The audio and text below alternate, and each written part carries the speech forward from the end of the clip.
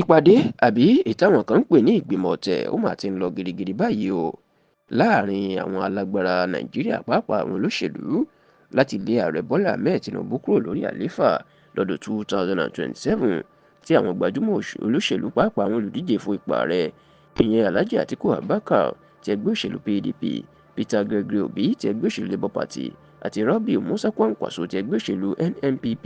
tí wọ́n sì ti ń ṣe ìpàdé ìkọ̀kọ̀ o láti lé Tinubu kúrò lórí àlééfà lọ́dún 2027. ẹ rántí wípé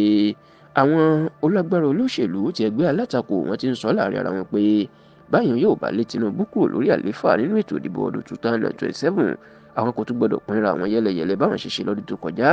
àti wípé gbogbo àwọn gbọdọ̀ gbìmọ̀ pọ̀ láti jọ sọ ara wọn di inú ẹgbẹ́ òṣèlú kan náà láti kojú Tinubu ni nítorí pé báwọn ò bá ṣe bẹ́ẹ̀ àwọn kò lè rí ìjọba gbà lọ́wọ́ ẹ̀ o àti pé ní ti ẹgbẹ́ òṣèlú APC náà ṣe lọ́dún 2015 tó fi gbàjọba kúrò lọ́wọ́ ẹgbẹ́ òṣèlú PDP àti ọ̀mọ̀wé Goodluck Jonathan nìyẹn. ní báyìí nígbà tó ń tan ìmọ́lẹ̀ sí ọ̀rọ̀ yìí igbákejì alukoro ẹgbẹ́ òṣèlú PDP ọ̀gbẹ́ni Ibrahim Abdullahi ó máa fìdí ọ̀rọ̀ múlẹ̀ ó ní ìpàdé alágbára ó ti ń lọ láàrin Peter Obi, Kwankwaso, Atiku kódà ó tún ní ọ̀kan pàtàkì lára àwọn ẹgbẹ́ òṣèlú APC tó jẹ́ gómìnà àná ní ìpínlẹ̀ Kaduna Malam Nasir El-Rufai òun náà mọ̀ sí ìpàdé ń lọ láàrin gbogbo wọn láti wo inú ẹgbẹ́ kan tí gbogbo wọn yóò ti jọ jáde pọ̀ láti kojú Tinubu nítorí tó láwọn ti rí báyìí pé báwọn bá tún dá lọ lọ́kọ̀ọ̀kan tó ní kálukú lọ díje àwọn kò lè gba agbára lọ́wọ́ Tinubu o ṣùgbọ́n tó ní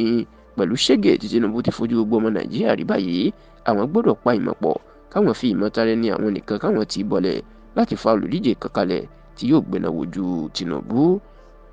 Ibrahim Abdullahi wá jẹ́ kó dìímọ̀ pé n tó ń bọ̀ ọ̀pọ̀ èèyàn lẹ́rù pé Àtíkù ni ó tún dàrú pé ńgbà tó bá tún lóun yóò jáde ó ní Àtíkù ti jẹ́ kó dìímọ̀ fáwọn báyìí pé tó bá jẹ́ pé òun nìkan lòun yóò tún dá wàhálà lẹ̀ tóun yóò dá àdéhùn náà rú òun ṣetán láti má ṣe jáde du ipò ààrẹ lọ́dún 2027 tí wọ́n sì ní Àtíkù ní òun ṣetán láti ṣàtìlẹ́yìn fẹ́nikẹ́ni tí wọ́n bá fà á lẹ̀ láàrin àwọn tí Ibrahim Abdullahi ṣe ti jẹ́ kó dìímọ̀ pé ìpàdé tí ń lọ ìpàdé tí ń lọ ìgbìmọ̀ dẹ̀ tí ń lọ káàkiri Nàìjíríà láti rí wípé dandan gbọ́dọ̀ lé Tinubu kúrò